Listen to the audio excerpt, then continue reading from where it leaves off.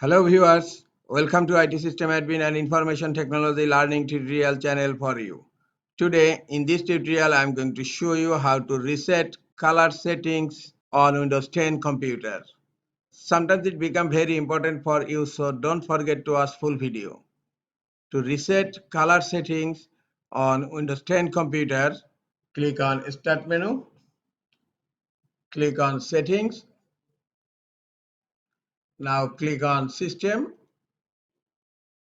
In left pane, click on Display, and now scroll down. Here you will find an option Advanced Display Settings. Click on Advanced Display Settings. Now scroll down. Here you will find an option Display Adapter Properties for Display 1. Click on it. Now click on Color Management tab. And again you will find a button Color Management. Click on it.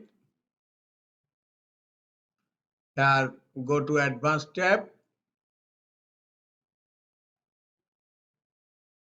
And in last you will find a button Change System Defaults. Just click here to reset the color settings, and here the color management system defaults. Just click on Advanced tab and look, you will find a button here Use Windows Display Celebration. Just select it, and now click on Reload Current Celebrations. Click it. Now click on Close